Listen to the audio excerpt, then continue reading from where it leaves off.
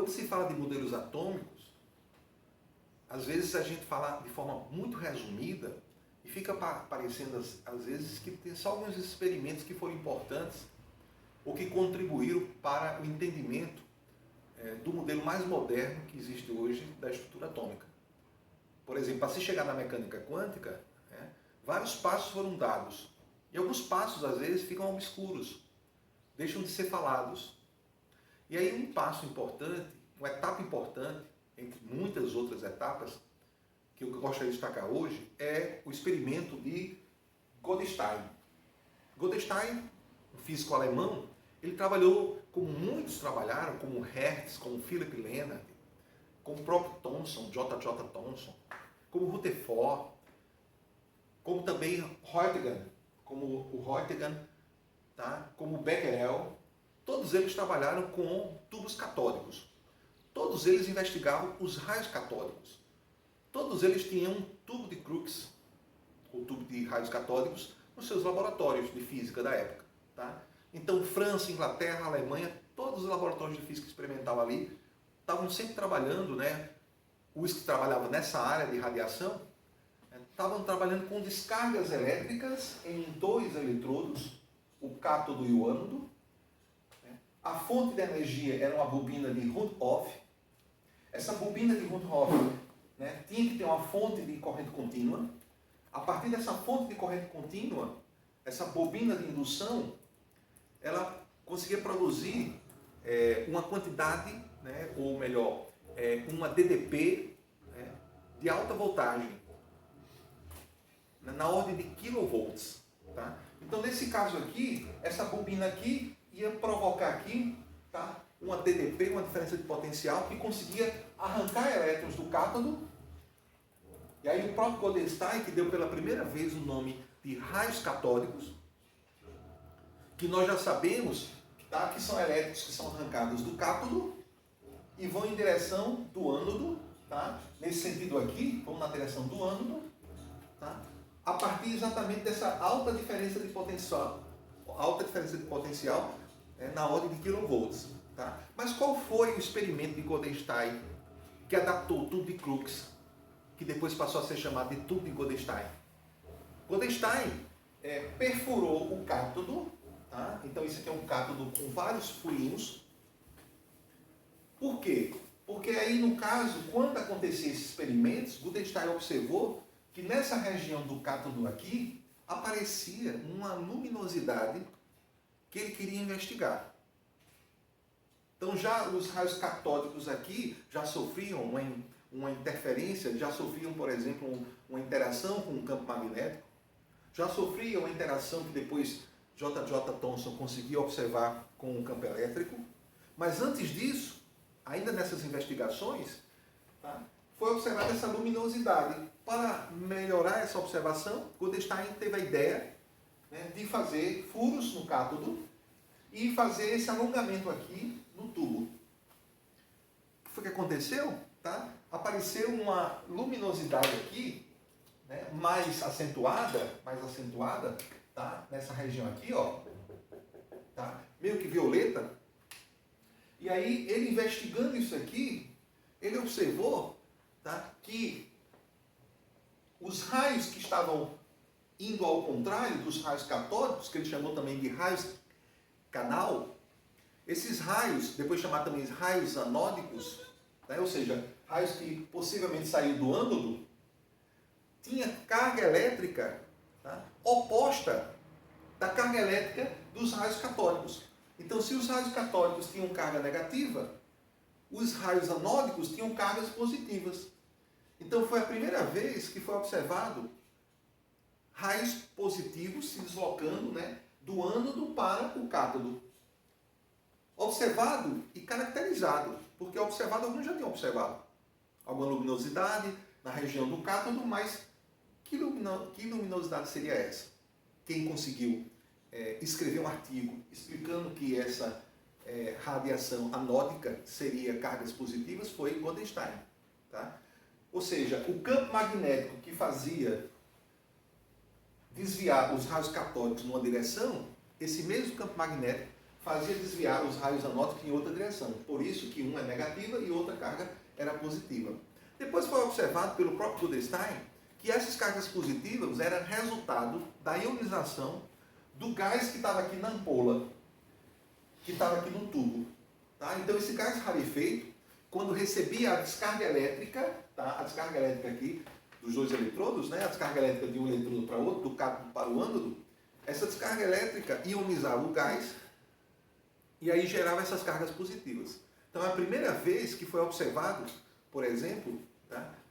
A carga, tá? Que depois foi investigada e foi descoberto, né? Que seria o próton. Tá? Então, ou seja, eram íons H+, que estavam sendo produzidos pela ionização dos gases. Tá? Então, essas cargas, né, esses raios anódicos, tá, depois foi observado e foi caracterizado que seriam íons H+, tá, que pelo campo elétrico aqui inverso, né, o campo elétrico deslocava elétrons para a direita e o mesmo campo elétrico deslocava íons H+, para a esquerda. Então, isso eu entendo que é um experimento muito importante de ser observado e ser chamado a atenção, para que a gente entenda depois, no desenvolvimento, quando chegar, por exemplo, no modelo de Rutherford, quando chegar depois na caracterização do próton, né, a gente entender melhor, né, como tudo aconteceu. Então, esse conhecimento aqui já existia por volta de 1880, tá bom? Agora, depois disso, um outro acontecimento que influenciou fortemente no desenvolvimento do modelo atômico de Rutherford, por exemplo, foi exatamente a descoberta do raio-x, dos raios-x, em 1895, pelo alemão Röntgen.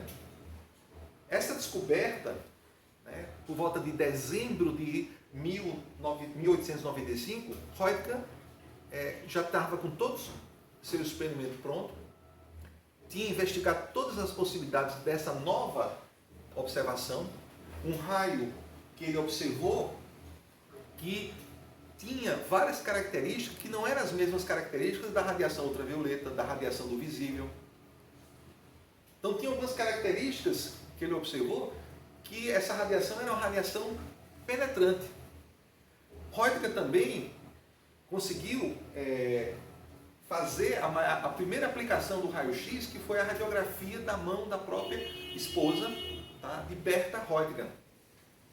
Esse experimento do raio-x de Röntgen, ele tem várias assim peculiaridades, né? Uma das peculiaridades desse experimento e dessa publicação foi exatamente a forma que Röntgen fez. Ele já sabia que muitos físicos estavam trabalhando com os raios catódicos, com os tubos de Crookes. Muitos físicos e físicos muito competentes, já renomados, né, como Philipp Leonard, como o próprio Hertz, que já tinha trabalhado, tá, como o próprio Goldstein, tá, como Helmholtz, tá, e como Becquerel, vários mesmo. Tá. Resultado, então, por via das dúvidas, ele fez esse experimento totalmente secreto. Ele escondeu da própria esposa, apenas dizendo que estava fazendo os experimentos, né, e não disse o detalhe. E ele se trancou no laboratório, anotou tudo, organizou tudo, tá? E no finalzinho de dezembro de 1895, ele levou para a editora, tá? Para a revista, convenceu o editor a publicar, mas pediu completamente segredo. E pediu para, antes de sair a publicação, olha a peculiaridade, ele pediu para imprimir, tá, algumas cópias, para que antes que saísse na revista, ele enviasse para vários físicos importantes da época. Ele enviou, na verdade, 92 cópias, 92 correspondências para vários países do mundo, para 92 físicos, antes de sair a publicação. A publicação saiu no comecinho de janeiro. E aí, essa divulgação, né, teve, com certeza, uma grande repercussão, porque no artigo tinha a foto da radiografia da mão, né, da esposa de Röntgen, da Bertha Röntgen. Além do mais, também tinha radiografia de vários objetos.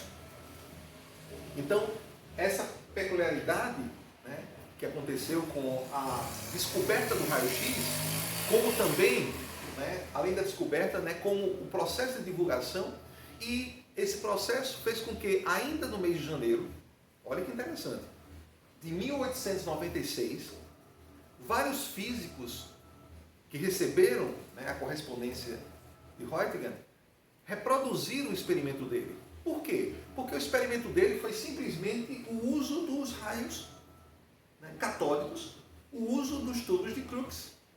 Então, todos os laboratórios dos físicos que receberam essa correspondência, sobretudo os físicos experimentais, tinham todo o equipamento.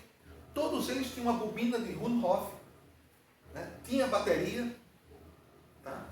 Então, tinha toda a estrutura. Então, pelo artigo, por isso que Roentgen tinha tanta preocupação de fazer secretamente, que, caso contrário, outros iriam se antecipar. Tá? Então, todos reproduziram e ficaram, né, já tirando radiografia. Tá? Na França, na Inglaterra. Tá?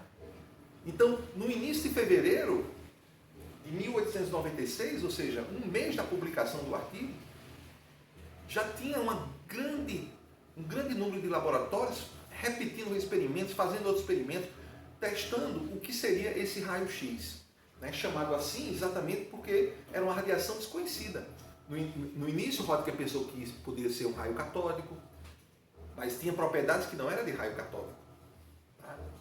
Então, resultado, né? Os raios-x, a origem do raio-x, né? Como surgiu, toda a história, tem um livro muito interessante, né? Que é um livro, né, do professor Roberto de Andrade Martins, tá? Foi professor visitante da Universidade Estadual da Paraíba, professor da USP. Esse livro aqui que conta a história da radioatividade, mas antes de entender a radioatividade, o que foi o precursor da descoberta da radioatividade por Becquerel foi exatamente a descoberta do raio-x. Então é essa relação que eu quero fazer, né, com o estudo dos modelos atômicos. Da forma que é ministrada, da forma que tem os livros textos, parece que os modelos atômicos de Dalton, de Thomson, de Rutherford, de Bohr, né, são coisas assim que não têm muita ligação. Mas da mesma forma, né, que o escritor, o pesquisador da história da ciência, o professor Roberto de Andrade Martins, fez esse link, né, a importância desse link, podia começar só a partir de Becquerel, eu também estou tentando fazer essa relação. Né, porque eu estou achando a relação que acho que é importantíssima até para a questão do processo de ensino-aprendizagem. Então veja bem, voltando para cá, então tem muitas outras peculiaridades do raio-x, que não é, né, a gente vai se aprofundar aqui, várias propriedades que o raio-x tem que as outras radiações não têm, tá? Depois outras aplicações também do raio-x, porque pouco tempo depois já se tinha vários equipamentos fazendo raio-x, né? Não mais nos laboratórios de física, mas sim nos hospitais.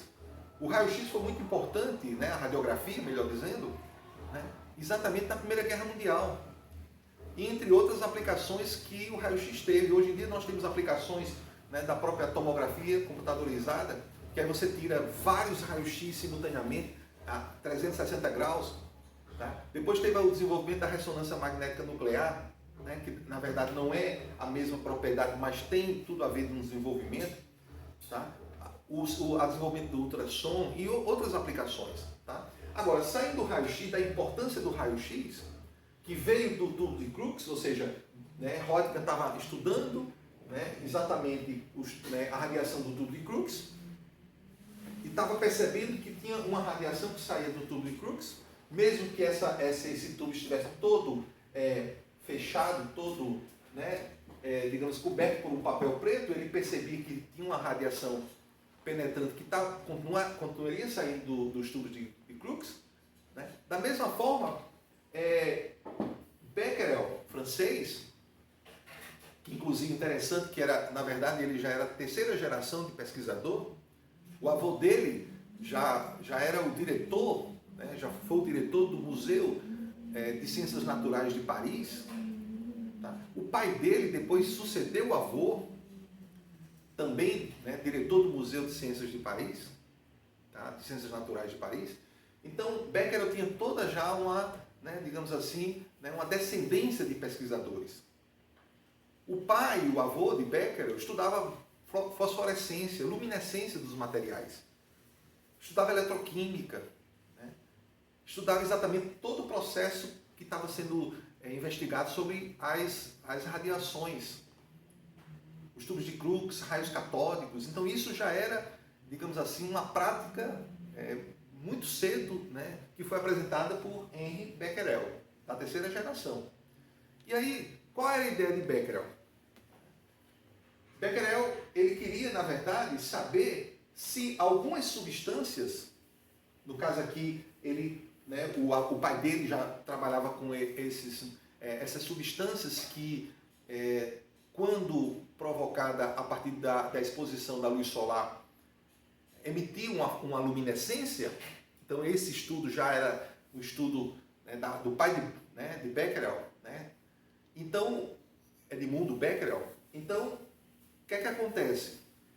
Ele já tinha essas substâncias disponíveis para trabalhar, e aí ele foi investigar essa Pechblender, que é um sal duplo de urânio e potássio, tá? Que tinha essa propriedade de luminescência. Então a ideia dele é o seguinte: será que essa luminescência era composta também pelos raios de Röntgen, pelos raios X? Então a ideia dele era essa.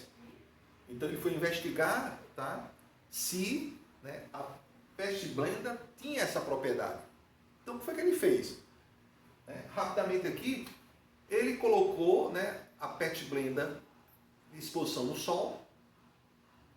Depois ele cobriu ela com um papel, né, preto, tá, opaco à luz. E aí, fora, ele colocou, né, um anteparo com papel fotográfico. Portanto, dizer, né, que Auguste e Louis Lumière, os irmãos Lumière, precursores da fotografia, produziam papéis fotográficos, e esses laboratórios estavam trabalhando com radiação, estudando, investigando essas radiações, os raios catódicos, fosforescência, fluorescência, né, luminescência de forma geral, né, eles tinham todos esse papel fotográfico para fazer, né, para medir essa sensibilidade dessas radiações. Então, Becquerel queria saber se a Pechblender tinha essa propriedade, tá, de produzir o raio-x. Só que, em fevereiro de 1896, tá, ou seja, logo após aí, né, a divulgação, né, de Röntgen, Becquerel tentou fazer esse experimento, mas fevereiro, na Europa, é inverno. E 2, 3 dias que ele programou o experimento dele, não fez sol, né? Estava nublado, né? Becquerel, francês, então na França, 2, 3 dias sem sol. E o experimento estava todo pronto. Papel fotográfico pronto. Tá? O local onde tinha a Pechblender, né, revestido pelo papel preto, e, na verdade, ele não pôde expor ao sol. Quando ele foi verificar, né, que um dia o sol apareceu, e ele disse: pronto, agora eu vou fazer meu experimento. Quando ele foi fazer o experimento, ele vai verificar se está tudo em ordem, né, se a Pechblender lá, a amostra estava com alguma decomposição. Ele foi verificar o papel fotográfico, né? Quando ele foi ver o papel fotográfico, tinha, tá, mesmo sem sol, mesmo guardado todo o material do experimento, ele foi verificar que existia o quê? Que existia, né, no papel fotográfico uma sensibilização. O papel foi sensibilizado, ou seja, alguma radiação atingiu o papel fotográfico. Mas como essa radiação poderia atingir se a Pechblender não foi exposta à luz do sol? E não estava tendo uma luminescência, ou seja, né, uma radiação visível. Então, é aí, né, esse experimento, né, que faz com que Becquerel, que aí ele foi investigar, né, o que estava acontecendo, né, e aí ele descobre, quando ele faz a descrição desse experimento, né, e aí você tem toda esse experimento, a descrição, a citação dos artigos, né, no livro do professor Roberto de Andrade Martins, tá, da editora da UEPB, você tem tudo isso aqui. E aí, nesse caso, ele escreve o artigo dele onde os historiadores entendem que é exatamente o momento da descoberta da radioatividade. Esse Pest Blender aqui foi trabalhado depois pelo casal Curie, Pierre Curie e Marie Curie, e eles conseguiram isolar e conseguiram descobrir duas substâncias aqui que tinha na composição da Pest Blender, que era o polônio, tá? Em homenagem aqui ao país, né, de origem da Marie Curie, né, e o rádio, né, por conta da radioatividade. Tá? Nesse caso aqui, a descoberta de Becquerel da radioatividade, o que é que tem a ver com os modelos atômicos? Rutherford, físico neozelandês, ou seja, da Nova Zelândia, né, fez a graduação dele lá, e aí veio para Cambridge estudar no laboratório de Thomson, né, J.J. Thomson, no laboratório de Cavendish, laboratório completamente, né, equipado, dos mais bem equipados, né, do mundo. Rutherford, como era a época da descoberta do raio-x, a época da descoberta da radioatividade de Becquerel, Rutherford foi trabalhar exatamente para investigar essa radiação. Investigar que tinha substâncias que emitiam radiação sem nenhum processo de excitação, sem exposição a nenhum tipo de radiação. Então era uma emissão natural, espontânea. Então o Rutherford foi investigar exatamente essas radiações. Queria fazer duas observações no final aqui, tá? Por exemplo, sobre Röntgen, que lá na Alemanha, o nome Röntgen foi transformado num verbo, que é exatamente o verbo de você tirar a radiografia. Então, se você fazer um exame na Alemanha de radiografia, né, você vai Röntgen, né, você vai, o verbo de tirar a radiografia. Tá? Importante essa questão também. E no caso de Becquerel era muito próximo exatamente da Marie Curie, do Pierre Curie, que exatamente ele que forneceu, né, as amostras para que eles pudessem trabalhar. A gente lembra que Marie Curie e Pierre Curie trabalhavam na França, né? Becquerel é francês, então é ali que eles se aproximam e tem uma relação científica muito interessante e muito produtiva. Tá? Então vou encerrar por aqui essa parte e aí eu volto depois exatamente com a questão de Rutherford, tá? Do experimento de Rutherford com radioatividade.